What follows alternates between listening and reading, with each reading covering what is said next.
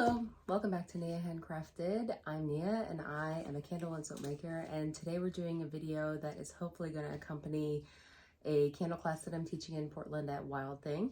And I'm also testing out a new wax. I have a little bit of the A05 Superior Cocosoy, and I'd never tried it before, and I did what I'm going to tell you not to do is just get out and try a new wax when you have a great wax already.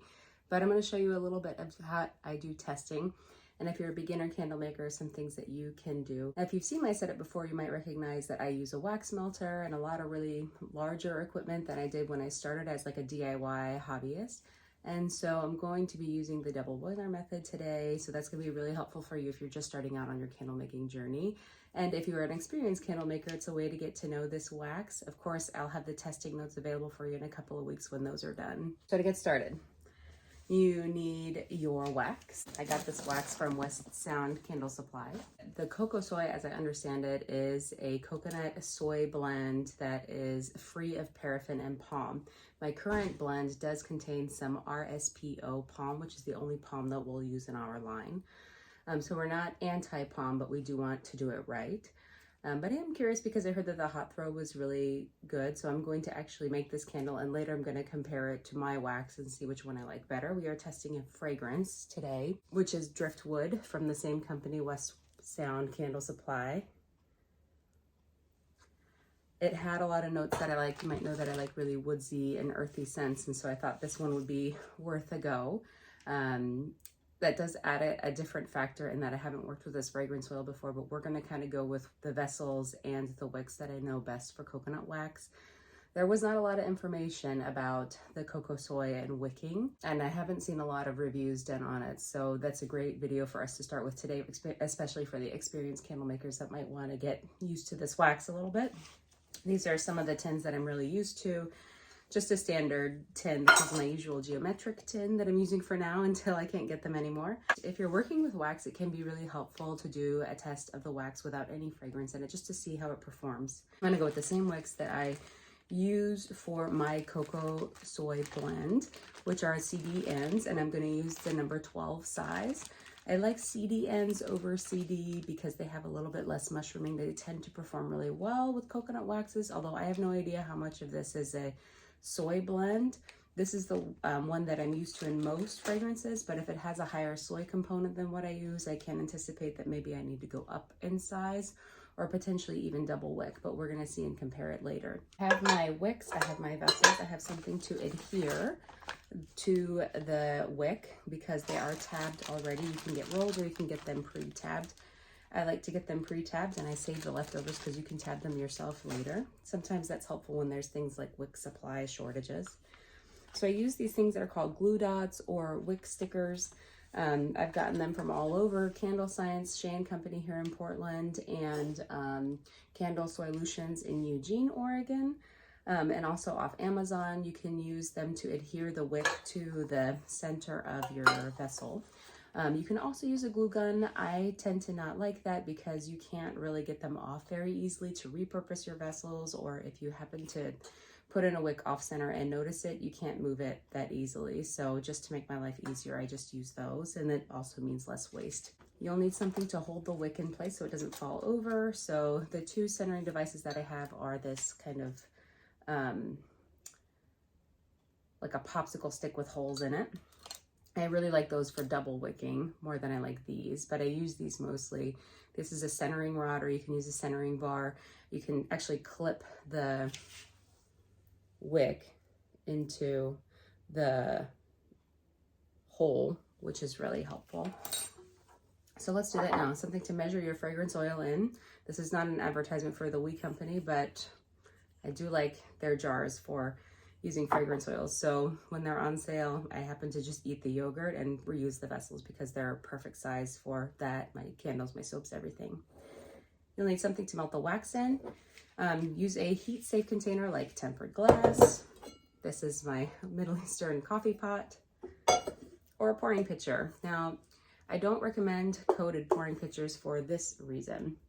Some of that coating can come off, and then you end up with little chips floating in your wax. So I do recommend the aluminum kind, but you'll see me using this one because I've got all my aluminum packed up for the candle class tonight. So let's get started. the first thing that you should do, clean out your vessels. These are repurposed ones that I just use them for retesting, but I still wipe them down with alcohol. This is a little $1.25 tree spray bottle with 99% isopropyl alcohol. I get a giant bottle of Shane Company. It typically lasts me all year. Make sure that it's really dry. There is a little bit of water in isopropyl alcohol. I'm going to take out my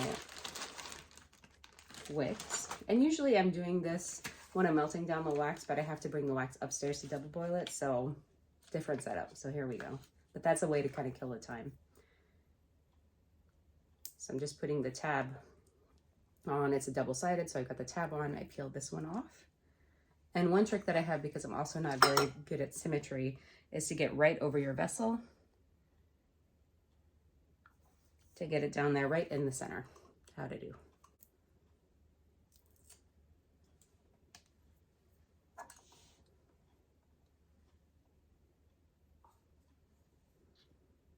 Okay, as I said, I'm going to prefer the centering rods because I really like them nice and tight.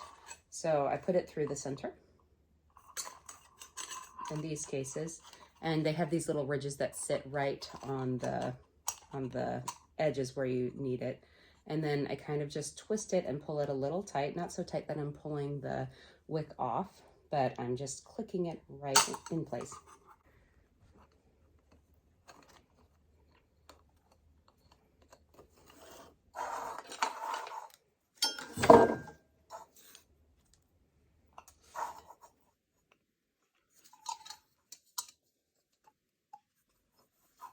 Okay, nice and tight in there. Now we're going to measure out some wax. You can see my wax melter up there, kind of wondering what I'm doing. But I'm going to first turn on my scale. And it's completely zeroed out, so then I know what I need. So I already know my calculations, so I'm going to do about 4 ounces in the unfragranced one just to get the information that I want. And I am going to do a full 8 ounces here. So I need 14 ounces of wax minus my 9% fragrance load. Normally I have like a screw top spout that you can pour with, but I am out and I'm waiting for them to come. So here is what you can do if you don't want to spill it all over. So just pour it right down a stir stick. This is a knitting needle. Do not judge me. So I'll have to show you exactly how in another video I didn't realize was blocking your whole vision, but you're putting the knitting needle straight across the top of this oil and pouring it down. Now this is from West Sound Candle Supply. It is phthalate free. It's free of any Prop 65 ingredients, so it kind of passes the test for the fragrance oil that we have for our candles. And I'm going to go ahead and set this aside. I'm going to melt down my wax, and then I'll be able to stir in the fragrance oil after it is heated down. And I do reuse my bamboo skewers and my knitting needles. I know that some people just throw them away, but I cannot fathom that. If they start to look wear down or if I see splintering, then I will get rid of them. But typically I don't have to do that, and I've been using them for a nice long time. If you are curious about the driftwood, the top notes read citrus and ozone, middle of sandalwood, bottom of cedar, musk, and vanilla. And I would say that the middle and bottom notes are definitely ones that kind of take over. It's very heavy on the musk and sandalwood, and I'm really curious to see how it does in the testing. And this is just me kind of feeling out the coconut wax. It is a little bit kind of on the greasy side, so I'm hoping that means a higher coconut content. One of the reasons I was curious about this wax is because it's in flake form, and my wax is 4 different waxes. And so that is pretty hard to do, especially if I'm just doing small amounts of candles to calculate 22% of this and, you know, 55% of this. It's just kind of annoying. So I want to see if my life is easier using this kind of wax. Now there is some information about the temperature that we want to get to for heating.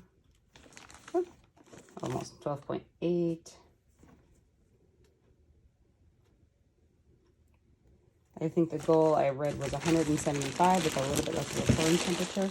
So let's go heat this up. Just need about an inch of water.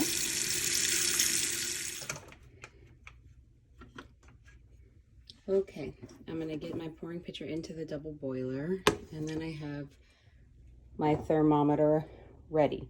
Now this is one of those that you stick it in there and then you get the temperature in Celsius or Fahrenheit. These are much preferred for me than the other ones, although you can use any kind of thermometer.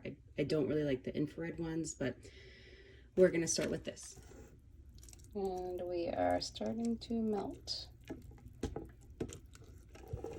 Just be careful that you only keep an inch. One of the reasons why is we don't want water to jump in here. We're at 133 and you can see that the wax is melting quite nicely.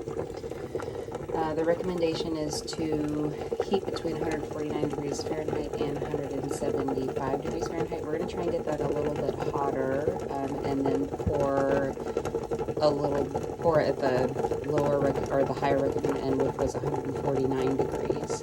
So we'll be back in a second. At this point, we're up to 170 and trying to get it up to the higher end of the recommended pour temperature to 175. And it's much easier in a double boiler here than the other coconut wax that I use, which we get it up to around 200 degrees. So a wax melter kind of saved my life there. It's really, really hard, especially with large volumes, to get it up that high. Okay, we heated the wax to 175, and then the recommended temperature for pouring is 149 degrees Fahrenheit. So I'm just going to add this in, and you might know that this is also where I kind of add my intentions, so that the house that this is going to receives a candle that is bright, burns safely, brings comfort, and it's my house, so I'll take it. Gives me information that I need to make beautiful candles. Didn't really say how long to mix it in. I don't mix mine usually for any longer than 30 seconds, so I'm going to try that out and see how that goes. See if we have any kind of separation. This is this is probably about 8.5% because I went 9 and then rounded down. The supposed fragrance load of this wax is 8%.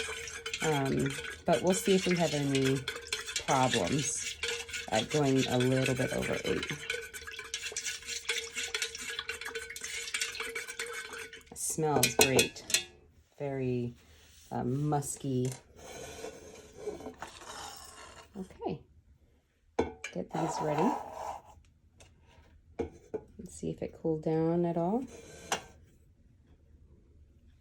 Yeah, quite a bit. We're at 140.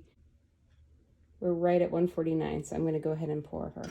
Sorry, I'm blocking your view here, and I also didn't show you what I added the eco dye to the other candle wax, but I'll show you that it is a Makesy eco dye, and I did it in indigo, which I thought might go with the driftwood. This has what wick it is. So the fragranced one with a dye is going to be with the indigo Makesy dye, 2 drops for that 8-ounce candle. In the accompanying blog post, I do have a candle testing sheet that you can access on Canva to help you keep track. I like to put all the information on the label, and I also use the Notes app in my phone, and that helps me to keep track of it. It's a little bit harder to search, but if you're a paper person, then you can use that there. I just like having the label there and just looking at it, and then I can go back and reference when it's time to start my testing 2 weeks later. So that's really it. The other thing I'm going to do is just compare it to my own wax and do a completely unfragranced candle so that I can know exactly how it behaves. Let me know if you have any questions about the techniques that we use, or if you're a candle maker, what your experience has been with the A05 Cocosoy or other coconut soy blends for myself and other newer makers. Yeah, I'll come back to you with some testing notes in a couple of weeks. If you came to our candle class at Wild Thing, we really appreciate you. Thanks for checking us out, and the accompanying blog post should help you out to find out some of the candle supplies that are seen in this video as well as others. And we'll see you for the next one. Bye. Again, this is not we sponsored or anything like that.